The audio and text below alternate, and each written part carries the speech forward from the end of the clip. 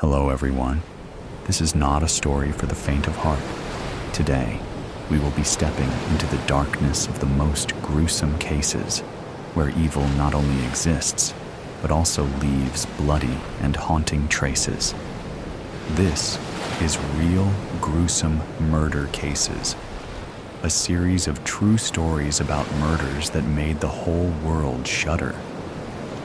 If you are ready to face the cold truth and the gruesome corners of humanity, come with me to delve deeper into each case, masterpiece of malice.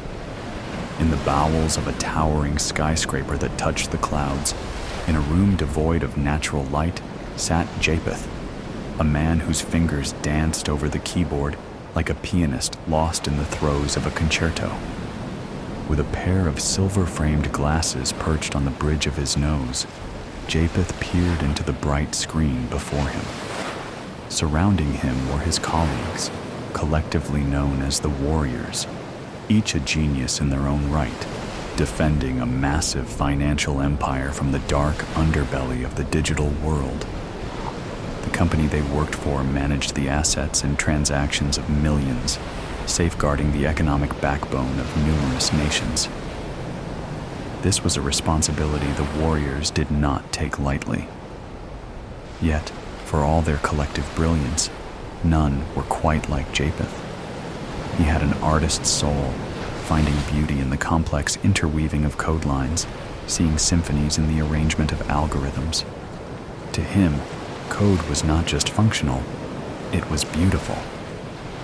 On a particularly quiet afternoon, as the Warriors went about their business, something caught Japheth's eye, a flicker in a subsystem that shouldn't flicker, a minuscule anomaly in the vast web of data traffic that flowed through the servers.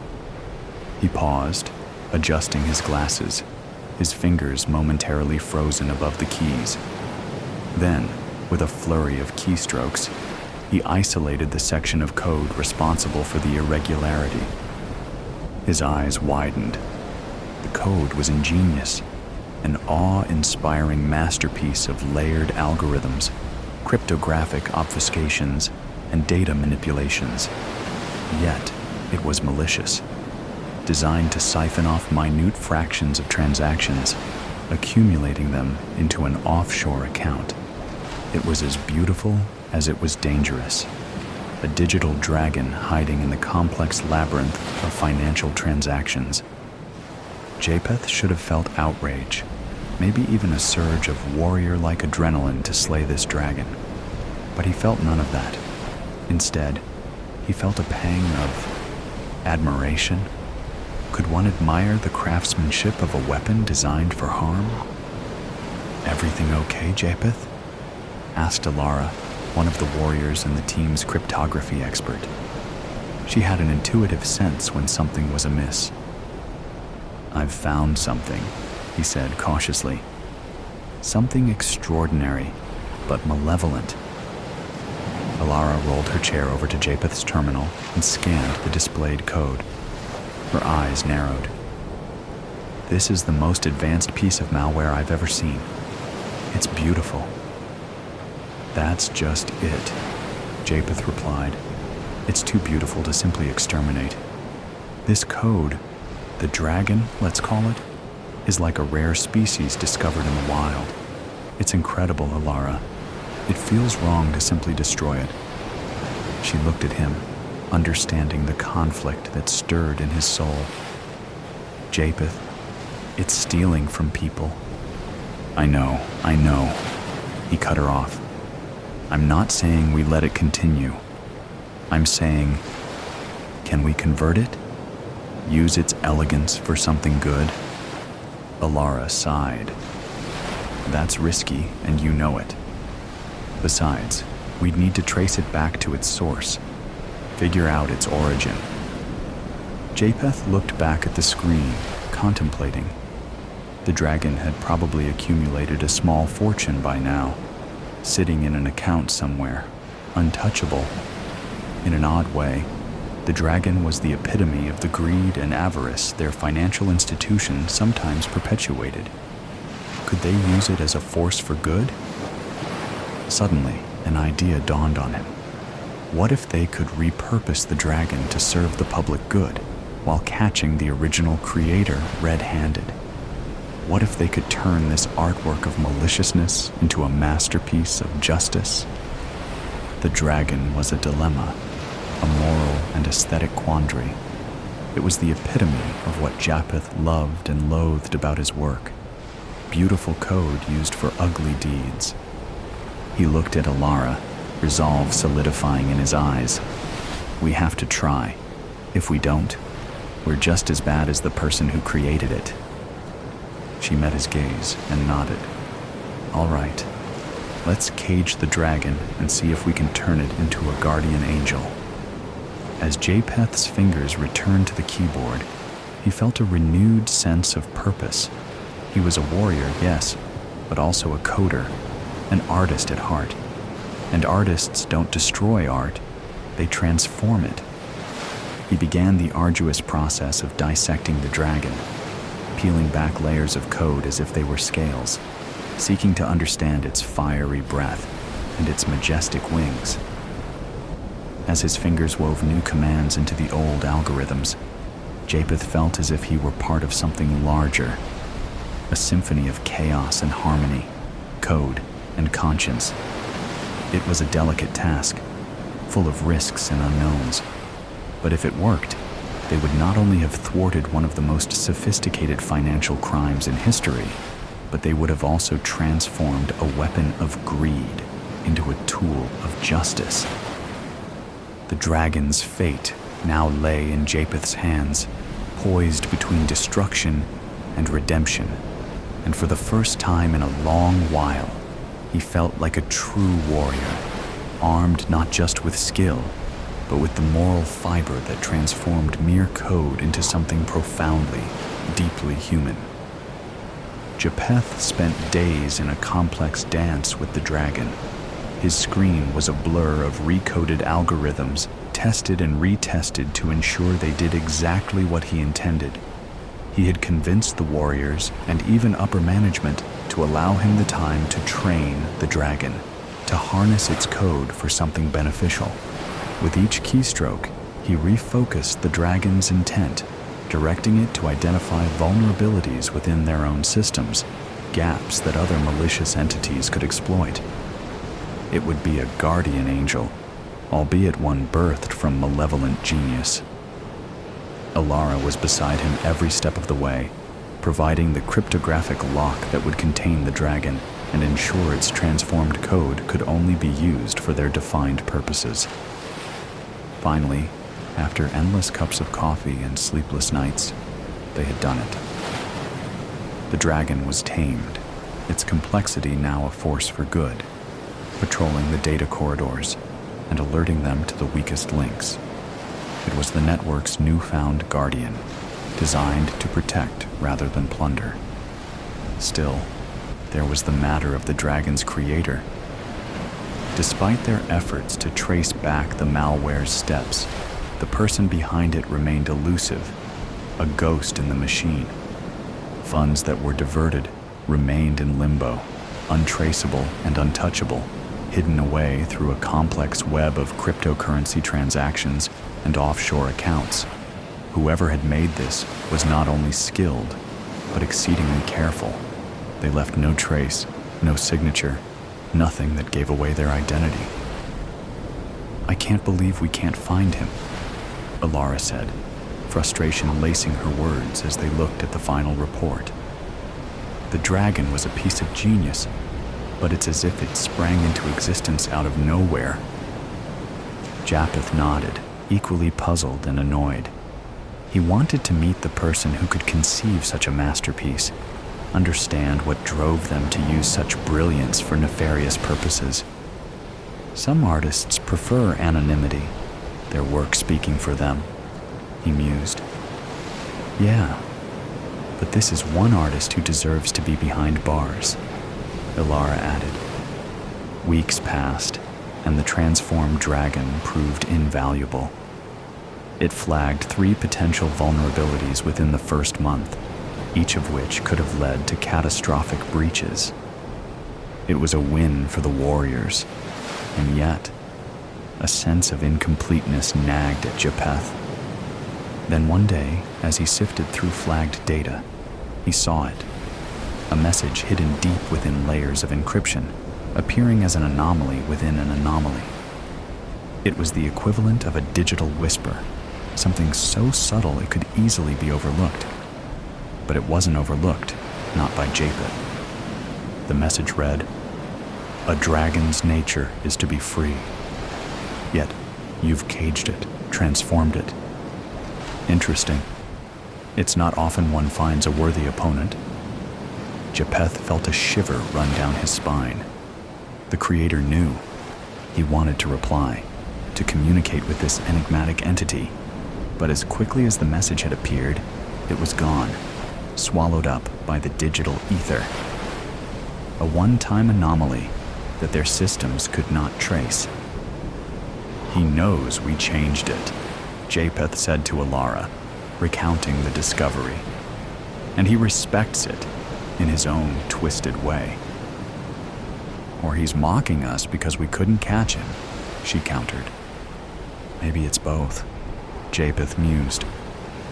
The dragon's creator remained elusive, but his creation now served a noble purpose. Japheth often wondered if they would ever cross paths again in some future dance of code and intent. He took off his glasses, rubbing the bridge of his nose, pondering the complexities of human nature and the even more complex realm of ethical code. They had won a battle, but not the war. The dragon was tamed, but its creator still lurked in the shadows of cyberspace. As he looked at his screen, at the elegant lines of code that now served to protect rather than harm, Japheth felt both accomplishment and a strange sense of gratitude. For it was in the depths of the dragon's malevolent beauty that he found an opponent worthy of his skill, a complex riddle to solve, and, most importantly, a way to transform something harmful into something good. His eyes moved to the flickering cursor, an ever-present reminder that every end is also a beginning. The world of code was vast and filled with both demons and angels, but for now, the dragon was one of the angels. And so, in the company of warriors, with the shadow of an elusive adversary stretching from some unknown corner of the internet, Japheth continued to seek the beauty in code, forever vigilant, forever in awe of the dual nature of his digital world, Neptune's lair. When I met her, word on the street was that Esme was beyond help. Her friends called her crazy and borderline. By the religiously inclined of former times, she might have been thought of as demon-possessed. During drunken fits, she'd get into fistfights or threaten to throw herself from freeway overpasses. She walked a thin line and repeatedly upset rumors of her demise, taking immense pride in being what she called stronger than dirt. She had a breathalyzer in her car. 2 years ago, she'd overturned her Hyundai in an incident where she was discovered to be 3 times over the legal blood alcohol limit. She made financial ends meet by renting her body out for clinical trials, hoping the entire time that she'd taken placebos instead of the experimental medications upstart pharmaceutical companies produced for everything from bipolar disorder to angina. There were times she'd come home from one of these lab rat money runs with side effects, bad ones, but they'd eventually subside and she'd make jokes about how at least she hadn't become the victim of sudden death syndrome. That Esme, tougher than dirt, as resilient as rubber. Even though she smoked all my stuff, drank all my wine, and frequently resorted to flings with Little Dicky, a former boyfriend I suspected provided her with something I couldn't, I felt something for her. I made what I called minimum rage, flipping beef patties and assembling burgers at a late-night boardwalk diner called Cracker Jack's. Before the week was up, with Esme's and my drug debts, I'd be begging tourists for change to buy spare cigarettes. For a while, we resided in a tent on the rooftop of a building where Desmond Tutu Phillips, a friend since freshman year in high school, was the apartment building manager. Desmond risked losing his job for giving Esme and me a key to the restricted access rooftop. Despite our unconventional ways, he had the patience of Jesus with us. Even so, I'd still piss over the side of the building, and Esme would relieve herself where and whenever convenient. When we got too grungy, we'd take care of our hygiene needs at the showers meant for beachgoers. At night, we read copiously by battery-operated lantern light and shared a predilection for somber stuff. Our favorites were Rimbaud, Baudelaire, Camus, and Hamid. When we tired of the Cracker Jacks grub I'd bring to our squatter pad, we'd get high and end up eating red velvet cake and whatever else she'd send me to shoplift from the supermarket a 10-minute walk away. On the stroll back home, paranoid from the nearly toxic cosmic kush, and with my backpack stuffed with our pilfered renegade sustenance, I'd be startled by the sounds of passing cars, thinking a cop was sooner or later bound to stop me for stealing Esme's and my daily booze and bread. Although I feared the cops, I always suspected my weed paranoia was caused by a much deeper-seated guilty conscience. I should have confronted little Dickie a long time ago. Also, I had left my mother's side when I felt her senescence was becoming a burden. There's no way I had the resolve or character to be the caregiver for an aging parent. When I confessed these thoughts to Esme, she'd dismiss my concerns and say I needed to stop overthinking things. I remember once when Esme and I were walking home from a party, she said, pointing to a couple of graffiti-spraying gangbangers, "Javier, I'm scared. That guy with the Supreme hoodie has a gun." He pointed it at me, never sure whether she really meant such things, but fueled by drug and alcohol-induced courage, I confronted the guy. "Hey man," I said to the one Esme had referred to. "You know what I am?" "A janky spick boy with a death wish," he answered with a sneer. "No. I'm a delinquent out to get delinquents. What you gonna do with that heater?" Turns out he didn't have a gun, just another can of neon spray paint, but he wasn't overly enthused by the tete-to-tete I had with him. He and his friend didn't kick my ass, but Mr. Supreme sprayed me in the eyes with the paint. Esme started mouthing off to him, but even though I was partially blinded, I pulled her away for fear that we'd both get battered. Those are the kind of stupid things I'd do for Esme, but the important thing to me was she would call me things like her ballsy little soldier and lavish me with affection after I'd go out on a limb for her. I put blood, sweat, and tears into the relationship, and rarely did I think it wasn't worth it. The end of our star-crossed romance began after Esme came back from the free clinic where Dr. For the People, Randolph Hamilton, told her she had cervical cancer. After she heard the diagnosis, Esme became determined to go out with a bang. She began visiting little Dickie more frequently. She demanded I steal tequila instead of wine from the supermarket, and when she drank the Patron I'd bring to our squatter's abode, her temper became hair-trigger sensitive. The only respite I'd get from her gloomy rages would come when I'd invite her to the beach when the moon was full.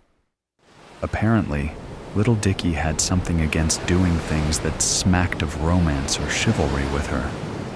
Moonlit midnight swims in the Pacific were one such pastime Dickie didn't seem to have a taste for.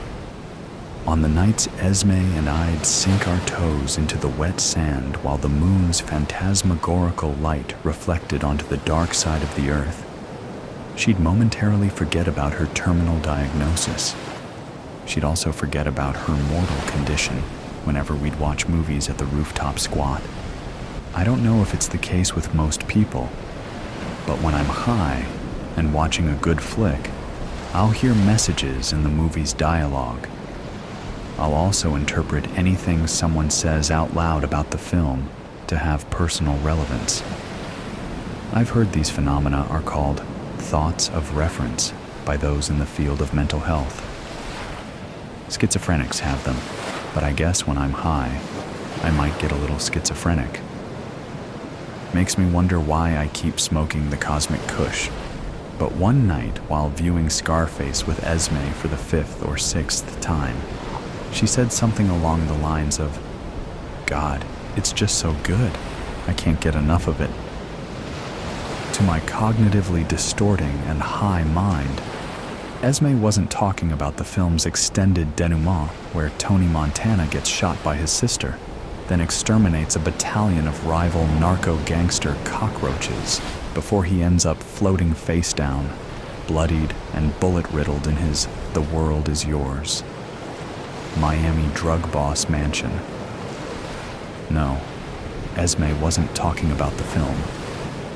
My mind interpreted her statement as referring to her relationship with Little Dicky.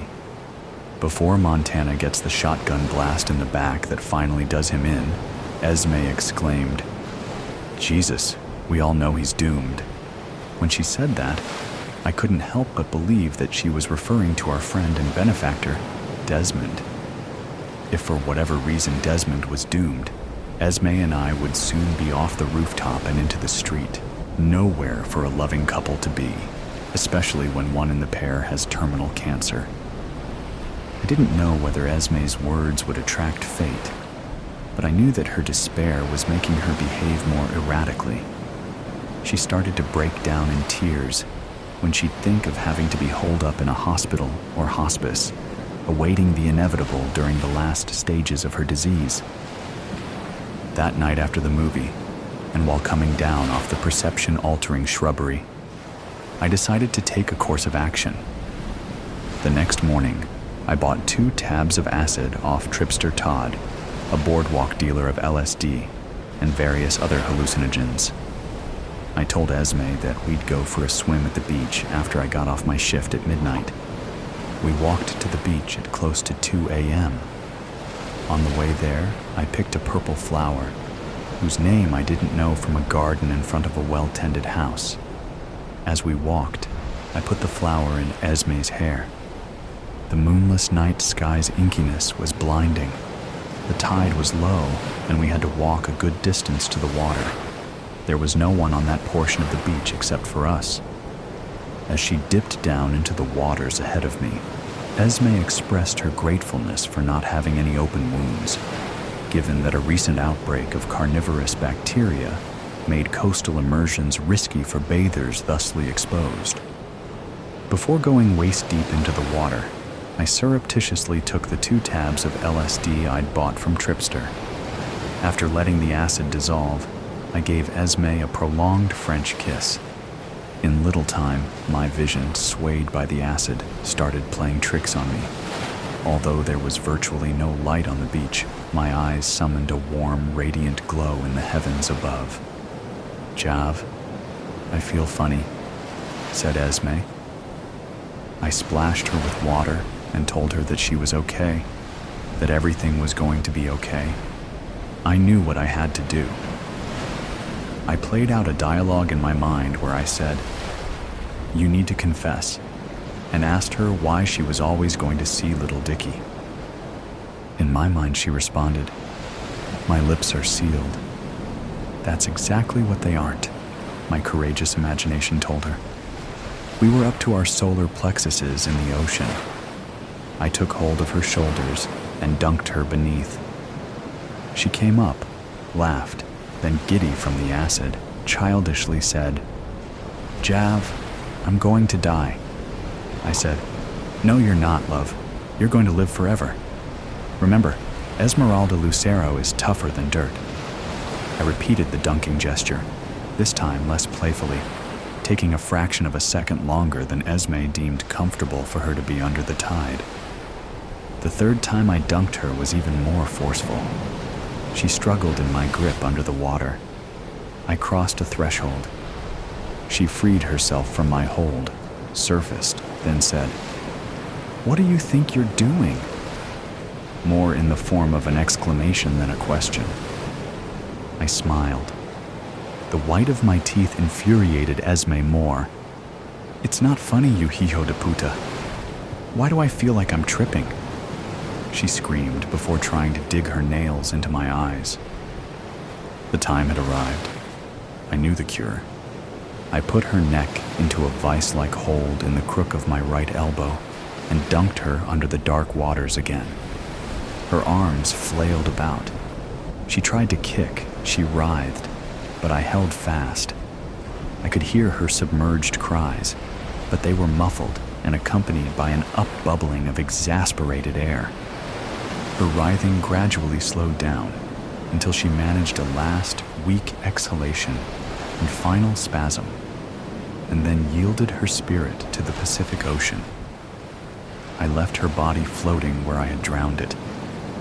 Even though no one had heard or seen what transpired, I was still tripping on the acid, and the walk back to Desmond's apartment building was haunted by bogeymen and illusionary images of people pointing fingers and whispering accusations.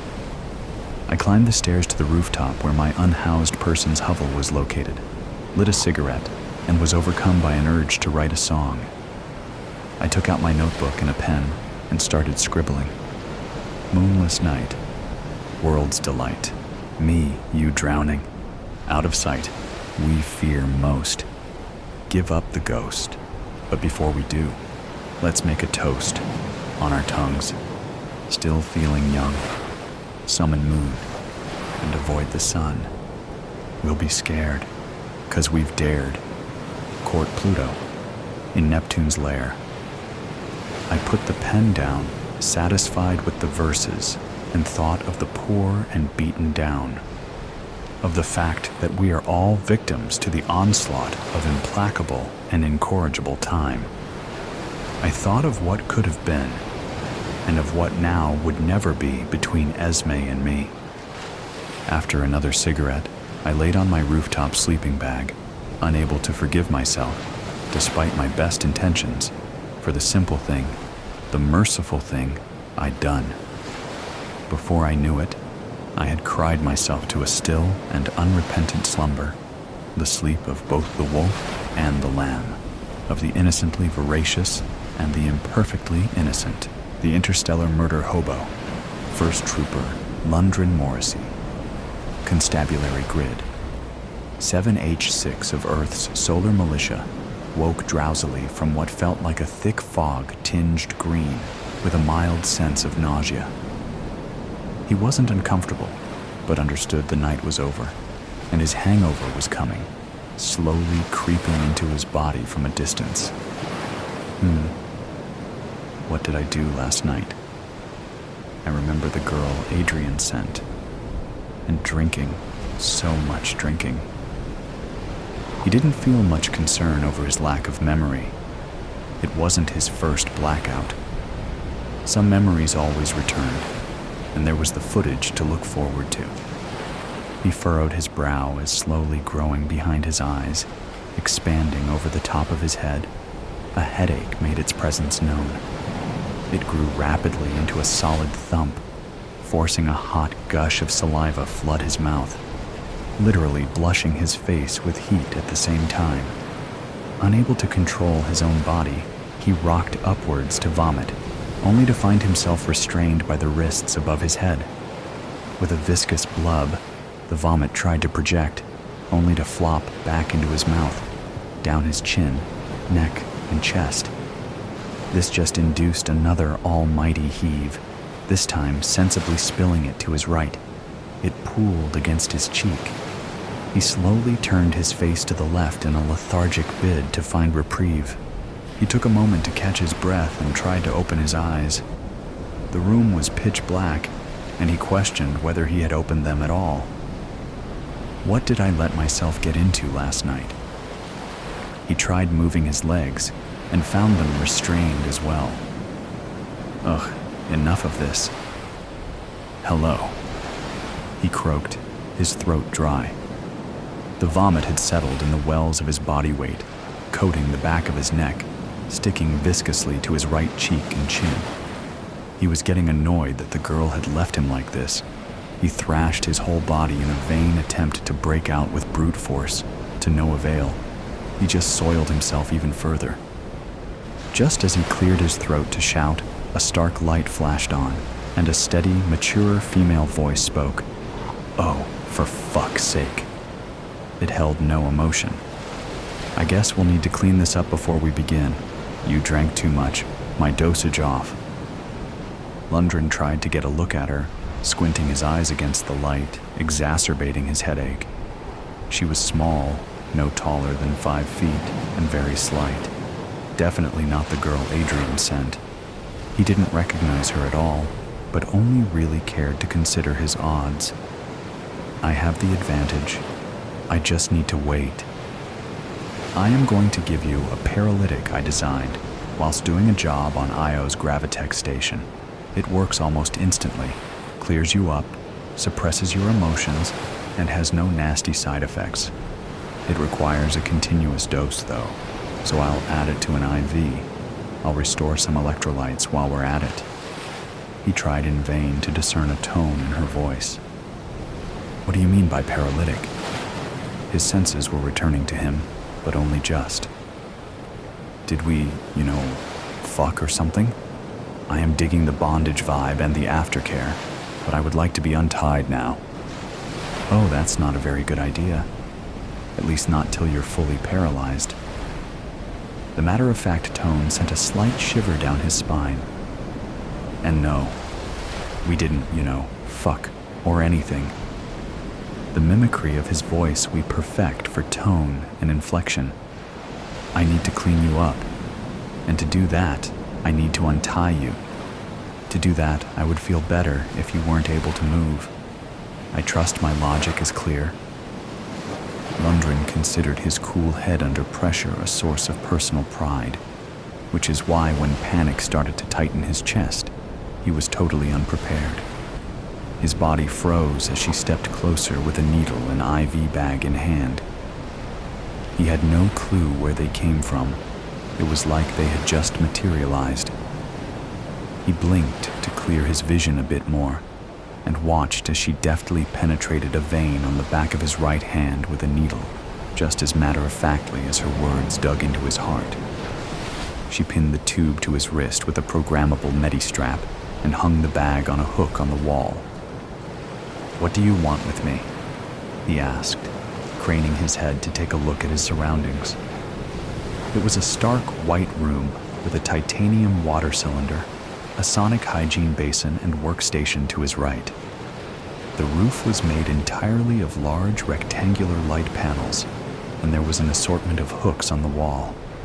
There were no other items in the room. She didn't answer his question.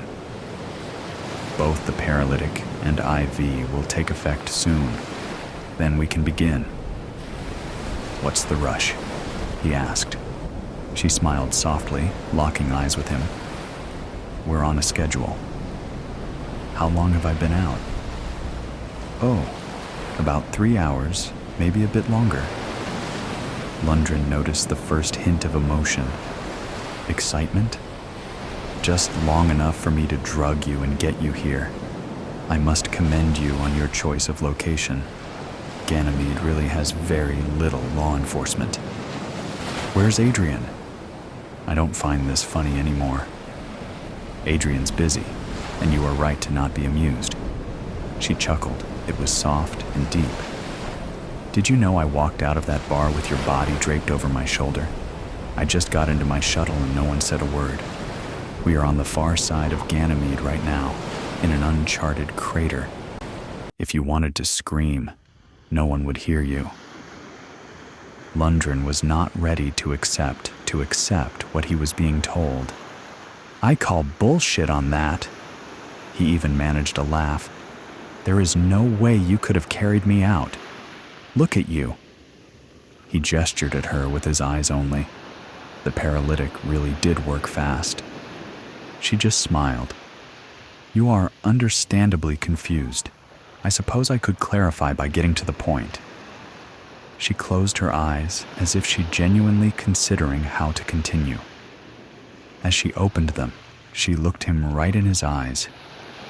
"I understand all of Earth's troopers are educated on the interstellar murder hobo?" "Yes." He didn't just know, he was obsessed. "What do you know?" she asked. "Detailed but concise, please." Like reporting to a superior officer, the information spilled from Lundgren. He felt almost eager. The IMH is generally considered to be a multi-generational serial killing syndicate that has been in operation for over 300 years. It was founded by a Vehestian smuggler from the sweep system named Kovai Nistrol, who hasn't been publicly cited in over 370 years. The MO and appearance of the killer has never changed in all that time, and we know that Nistrol was a questionable character. We suspect cloning. Considering the average Vehestian lives about 175 years, we think the torch has probably been passed 3 or 4 times. Lundgren paused and considered whether he should be feeling a little more frightened. There was certainly some anxiety, but it felt distant. He couldn't help but admit that she really had designed quite an effective little paralytic. The irony that his face remained unaffected, whilst the rest of him, both physically and emotionally, felt numb to all around him, hadn't escaped his notice. "Please continue," she instructed. Lundgren didn't know when he had surrendered the intimacy of eye contact. He simply found staring at a ceiling of lights more comfortable. She was on his right, calmly adjusting the bed, holding him prone to a 45-degree angle. Clearing his throat, he continued. "Thus far, we've confirmed 715 kills over 67 separate planetary systems right across the Milky Way galaxy. It is the only criminal case that has ever experienced galactic collaboration from all 89 systems recognized law enforcement agencies. The most astonishing fact is, other than the footage, we have literally no other clues or evidence to build a case with." "Is that all?" she asked quietly. He looked at her through the corners of his eyes. She was over by the water cylinder, attaching a long hose and shower nozzle to a valve on the side. "Well, there's a theory that all serial killers want to be caught, but the IMH has proven to be the exception. As I said, 0 sightings. There's never been a more successful criminal syndicate. And their motive? Vengeance. Is there anything pettier? There are several things actually, but continue." He chanced another look. She was adjusting something out of sight on top of the cylinder. The hose hung down the back of her left shoulder. "They find people they consider victims whom have been denied justice via official means and take revenge on their behalf, completely. No one is left to continue the cycle of vengeance." He expelled a sigh that sounded almost like a sob. "This will be cold," she said, and turned on the hose without giving him a moment to protest. The water was indeed cold, and he gasped audibly. The pressure was decent for a cylinder setup. Of course, he could only feel that as she blasted him right in the face. Looking down, he could see a clotted, foamy spiral at the bottom as water and vomit drained away to who knows where. She made sure to get as much off of him as possible, even scrubbing his face with a rough cloth. The cold shock was the final catalyst in restoring his clarity. As she shut the valve on the cylinder, the room suddenly became very familiar. He'd just never imagined it from a victim's point of view before. The water cylinder, 5 feet tall, should have been the first clue, but the wide-rigged medical bed, the stark white walls and various fixtures, this was the IMH's killing room. "Fuck," he said it with soft resignation, closing his eyes. "Alexei?" he asked, forcing himself to look at her. She simply smiled. "I suppose it's time things got interesting." She tilted her head, not breaking eye contact, and changed into a 9-foot artesian right in front of his eyes. Sporting a full complement of tusks, 4 arms, and thick, motley brown, leathery skin. With 2 enormous hands, she grabbed him by the chest, and with another, she deftly undid the restraints that held his wrists. He couldn't feel them. He simply observed their lifeless flap in his periphery. Careful not to disturb the IV and needle, she gently rested him forward, cradling him in 2 of her 4 hands. Hanging as though over a horse's rump, with his face facing towards the metal floor, he noticed rivets. With a free hand, she flipped the valve back on, and he felt the cold water blasting the back of his head. She made sure to get every last scrap of mucus, alcohol, and tiny chunks of stomach lining from his hair. He heard the telltale pattering of water blasting plastic as she cleaned the bed. Once done, she pinned him back against it and quickly lowered him into a horizontal position. She morphed back into her previous form. She wasn't young, but he couldn't fathom any sort of age in her either. She was certainly beautiful. She proceeded to gently tie his wrists back up above his head. It took the lock clunking loudly into place that brought him back to his senses, just enough to ask, "What are you?" "I am glad you asked." She wasn't looking at him, preoccupied with returning the cylinder and hose to their original places. "I am a changeling." "Impossible," he scoffed. "Possible," she challenged. "What did you just see?" As she spoke, she had moved over to the sonic hygiene basin and was fervently cleaning her arms and hands. The changelings from the Alpha Centauri system were all exterminated nearly 400 years ago. It was the only mass-sanctioned genocide, with a full vote from 89 out of 90 planetary systems. A vote held without our system, within which we lived peacefully among 3 other sentient spacefaring species. Most of them died with us, did you know? Only the fractions off-planet were spared. They are still trying to rebuild. Except for the changelings, who were all confirmed as being on-planet within the Alpha Centauri system at the time. How did you survive? I had been abducted by Vehestian smuggler from the sweep system prior to your destruction of our system. I must have been given up for dead when I didn't return during the summons. She closed her eyes briefly with a pause, then continued. I certainly felt the yearning to return. It was incredibly painful. To be called home on such an instinctive level, to then be unable to return due to my unlawful confinement. She took another pause, but made firm eye contact, compelling him to remain silent. It nearly killed me, and it should have. With the destruction of my home world, the cosmic link compelling us to return each Centauri century was severed. As such, I survived. Is that why you kill? It's just personal vengeance all along? He felt comfort in the scorn he was able to insert in his tone. She laughed softly. No, it's not even why I started killing.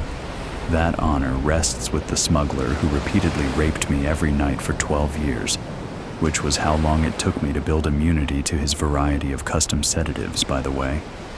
He was guilty of other crimes, but I digress. I slowly tortured him to death, probably 9 years after being severed from the link.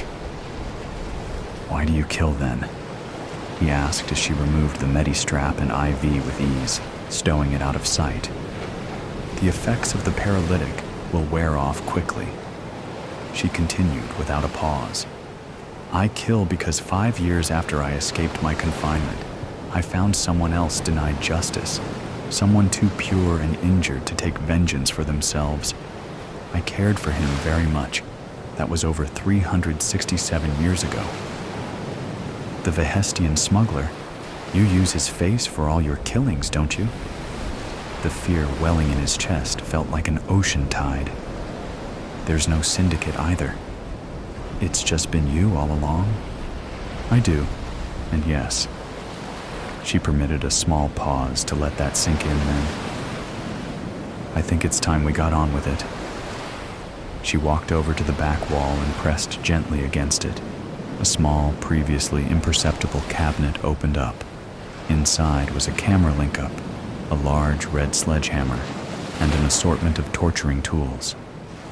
She morphed into the Hestian smuggler, now standing 6 feet tall. She pressed a small button on the side of the camera to start recording, sending the footage out to the whole system. Live. Do you understand why you are here? The smuggler's voice was deep, smooth, and seductive. He knew, and he saw now further point in wasting time. He was resigning himself to his fate. He knew his options, and opted for complete honesty. I shouldn't have won my case today. Correct, she affirmed. And do you recognize this? She held up a small rectangular drive, fitted with an illegal isolation port so the data contained cannot be detected, even when plugged into one of Earth's collection servers, which was basically all of them. Lundgren recognized it on an almost intimate level. Seeing it in her hands was like a violation. It's my diary, he replied, looking straight ahead of him. I suppose you want the encryption key? No, I'm good. I just wanted you and every single one of your accomplices to know I had this. You've all been very busy, with quite a variety of things. The paralytic had worn off completely, and Lundgren was very much aware of his body. The pain, discomfort, fear, and anxiety enveloped him like a landslide. He couldn't stop the tears singing his eyes, nor the sobbing noises of hyperventilation as panic consumed him. With a mighty crack, fire exploded across his left cheek. She had hit him hard. First Trooper Lundgren Morrissey, Constabulary Grid 7H6 of Earth's Solar Militia. You have 2 choices. She never once looked at the camera. Her focus was on him and the task ahead. She continued, You can confess, and I'll make it quick, or you can deny your crimes and face torture. First Trooper Morrissey, what do you choose? My case, he stuttered. Rutger V. Morrissey. I am guilty of the crime he accused me of. He confesses. He could hear the smile in her voice. What crime was that? What was it that 14-year-old Alexei Rutgar accused you of? I responded to a report of domestic abuse and neglect from a concerned neighbor. When I arrived on scene, Alexei had already been alone for 3 days, with neither food and nor money. His father was dead, and his mother appeared to have run off with another lover. He swallowed, not wanting to continue. You know how this works. Speak, or I will make you. I raped him, okay? He blurted out, and then we covered it up, like we always do. Correct, she said. Lundgren knew what was coming and started hyperventilating again. He didn't have to look. Lundgren Morrissey, by your own account, she said, holding the drive aloft. You have raped or somehow sexually assaulted over 37 people, 28 of them minors, the youngest of which was only 6. You will be the first of many, and you will watch it coming. Lundgren knew not to close his eyes for fear of having his eyelids torn off. The very last thing he saw before it all went dark was the rapidly descending head of an enormous red sledgehammer as it slammed into his face, the bullet that Esther stopped. I shot Papa square in the heart, but he didn't die. That damn Bible he carried with him saved his life. I was considerable lucky that Papa had his axe at hand and that he kept it sharp. I picked it up. It was a heavy thing, so I swung with all my might and put it right through his head. Seeing his brains made me throw up. I moved away so it wouldn't get on Papa. That would be disrespectful. Papa was a big man. I couldn't bury him like that, so I started chopping off his arms and legs with the axe. I was down to the right leg when Sheriff Culverson showed up. Wouldn't you know it? He came to arrest Papa for stealing a couple of old Lady Renner's chickens. Papa didn't have to worry about that now. Hell, he didn't have to worry about the drought or where his next bottle had come from either. I reckon I did him a favor, saving him from all that worry. Sheriff Culverson looked at me and looked at Papa. I done threw up again, so the smell was something terrible in the vicinity. I looked at the sheriff. He was a-shaking his head and had a sad look on his face. I reckon he didn't want to take a 19-year-old girl to jail. Especially me, seeing as how I was his daughter's best friend. Maybe he'll let Cassie visit me in jail. The jailhouse only had the one cell. That door clanking behind me sounded like what Mama would call ominous. I kinda know what that means by the words around it. Corn-tex, I think they call it. I would know a lot more if Papa would have let me go to school. He said girls don't need school. They need to learn how to cook and to clean and to please their man. I'm damn good at cooking and cleaning, but I don't think I know how to please a man. Papa was a man and he was never pleased. Oh Lord, here comes the sheriff and another man. I seen him around, Mr. King. He's always all duded up and talking fancy and smiling and swinging his walking stick around. I sure would like to catch me a man like that. I bet he don't beat his women. Not much, anyway. He ain't smiling now. I reckon I'm in a heap of trouble. Well, Papa won't be slapping the tar out of me for my sins this time. Both men sat across the table from Esther. The sheriff had placed the gun that Esther had shot her dad with next to the Bible that had thwarted Esther's original plan. The metal gleamed in the harsh light of the room, sitting as silently as the three occupants. The ceiling fan squeaked quietly, not doing a very good job of cooling off the room. The open window allowed the sunlight to stream through, and a soft breeze brought a little relief from the heat, along with the scent of jasmine and dust. The harsh, unforgiving angles that the sun cast in the room matched Esther's mood. Esther reached for the wounded Bible. She wanted to feel the torn cover and open it up to inspect the damage. The sheriff pulled it towards him and opened it up before sliding it to Esther. The soft sigh of the Bible moving across the table sounded like the whisper of broken dreams. Notice anything? The sheriff leaned back and watched Esther closely. Esther inspected the Bible. The bullet had torn through a significant portion of the Old Testament. It had stopped at the book of Esther. Yes, sir. Esther stopped the bullet, I reckon. Mr. King smiled, though he didn't want to. The sheriff nodded his head and leaned forward. Don't you find that a little odd? Esther shook her head. That's your name, young lady. Mr. King spoke. His rich, resonant voice filled the room. Dust motes danced and the breeze quickened. Yes, sir. The men looked at each other impassively, but both were thinking the same thing. The girl was thick-headed. Mr. King pointed to Esther's face.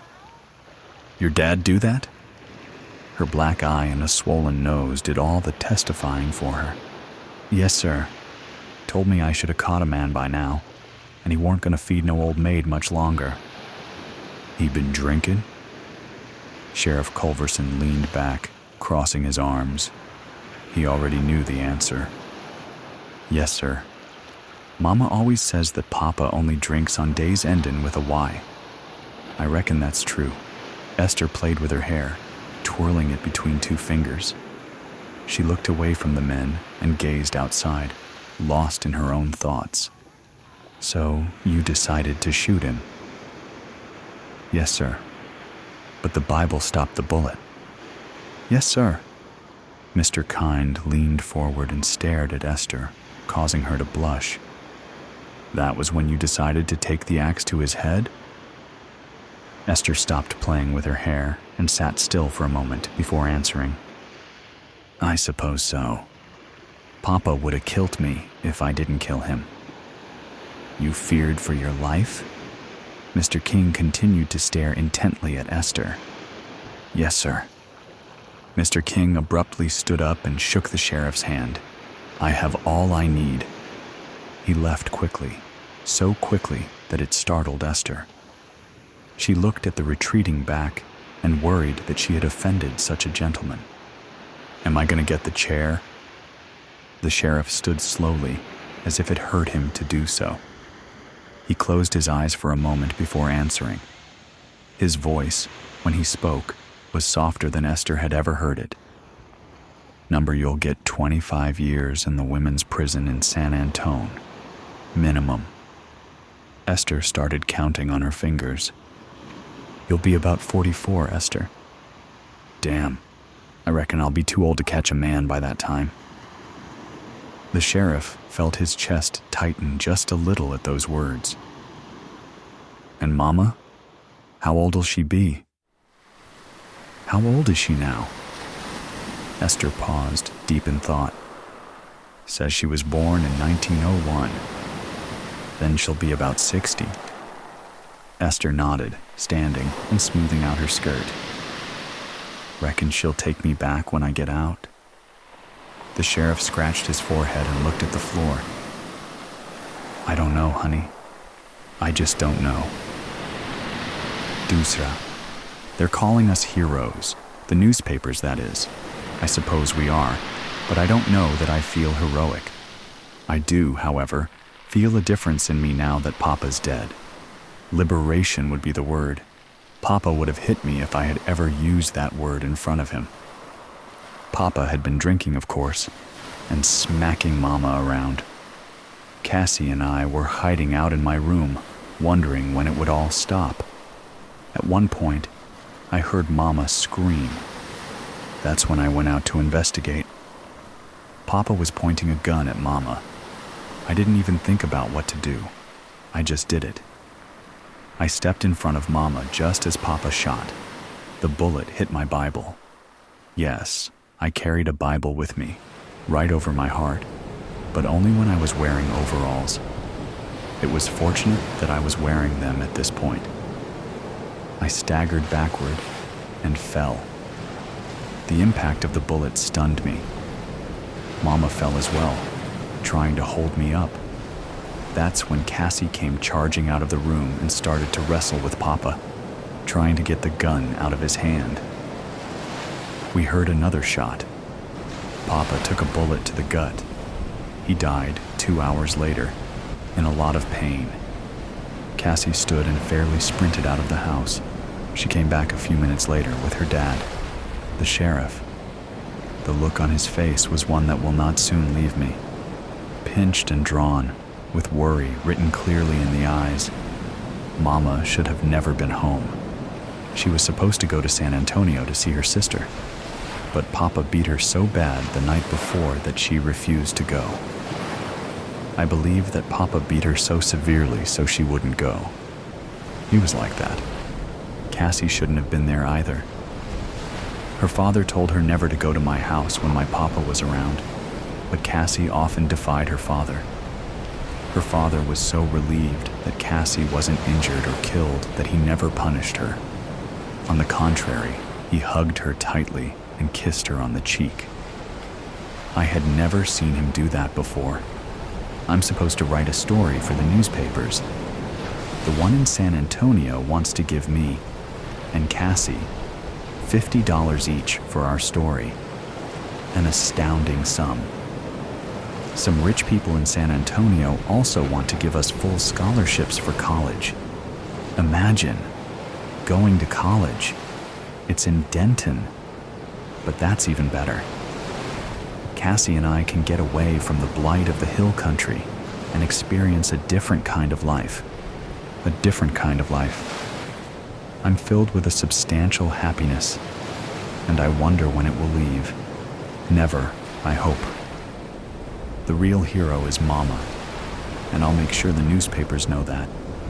All those years of insisting that I go to school, even when Papa beat her for her sass. He called it that anyway. It was grit and toughness and love. I'll call it the stuff that heroism is made of. That has a nice ring to it, and it's the truth. All 3 steps to the elevated porch squeaked under Mr. King's tread, though the man was not heavy. Like the rest of the porch area, they needed paint. Rusted nail heads poked out of the wood, loosened by years of neglect and hill country weather. The evening was soon to turn into dusk. Just spoke to the judge. Cassie ain't to be charged.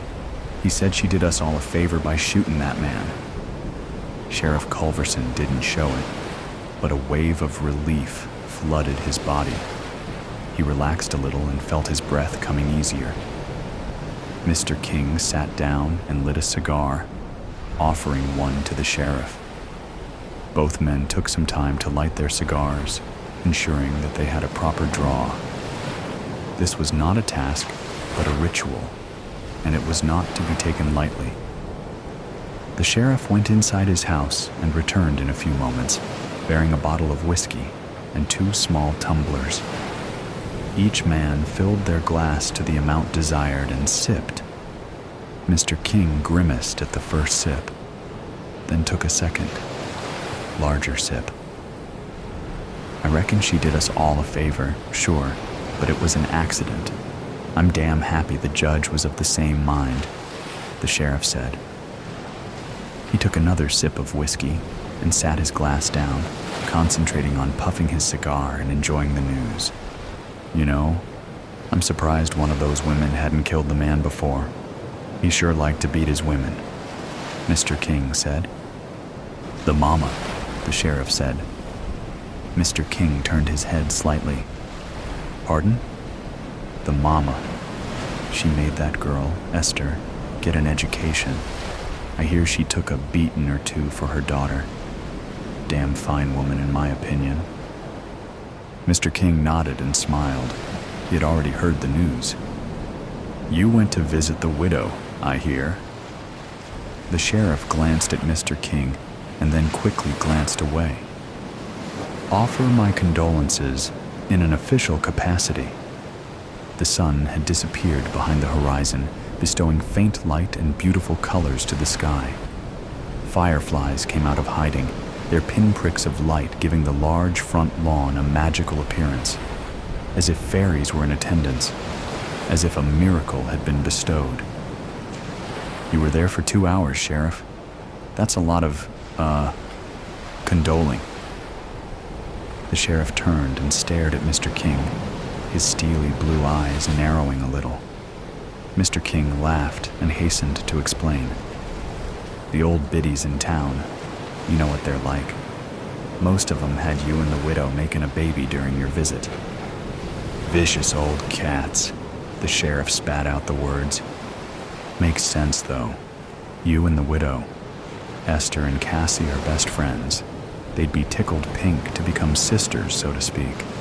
And the widow's a fine, strong woman. You done have us at the altar. Mr. King tamped the ashes from his cigar onto the porch and scuffed them with his boots. He poured himself more whiskey and watched the fireflies perform their chaotic, beautiful dance. Your wife's been gone for 12 years. I reckon you grieved enough, Sheriff. I figure the widow's grieving was non-existent. Can't really miss a man that beats you, can you? The sheriff poured himself another 3 fingers of whiskey and stood at the railing beside Mr. King. He sighed and turned to Mr. King, handing him a dollar bill. I'm hiring you for a 2-minute consultation, Mr. King. Mr. King looked at the bill and put it in his breast pocket. What's on your mind, Sheriff? The sheriff paused for a moment, trying to get the words out of his mouth. I heard Esther and Cassie talking one day last year, just before Christmas. Esther was telling her that she wanted to shoot her daddy dead so he'd stop beating her mama. Well, that froze me. Mr. King looked at the sheriff, a thoughtful expression creasing his face and pursing his lips. I figure she would have done it one day, Sheriff. I guess Cassie took care of that, though. The sheriff sighed.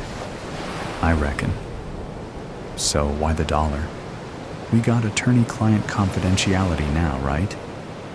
Mr. King laughed, nodding his head. Yes, very clever, Sheriff, but I wasn't going to divulge that little piece of information anyway. I expect a receipt when you get to the office tomorrow. Yes, of course. Come by after work, Sheriff, and I'll buy us a couple of beers. I seem to have an extra $1 in my pocket. The night darkened and the breeze stilled. Even the fireflies slowed down. Soon they were gone, letting the darkness of the night have its way. Both men remained silent. Cigar smoke curled and drifted upwards past the porch lights, disappearing into the blackness. Mr. King left after finishing his whiskey. See you tomorrow, Sheriff, and I'll expect a wedding invitation. I want that receipt, young man. The rest of the night passed as it should have. Frogs croaked lazily, crickets chirped, and lights winked out one by one across the countryside. 2 young ladies were dreaming of adventures at college. One sheriff was thinking of matrimony, and one widow was contemplating the mysteries of fate and providence. The Bible with a bullet hole in it was, in due time, returned to its rightful owner. The whereabouts of the mangled Word of God is currently unknown.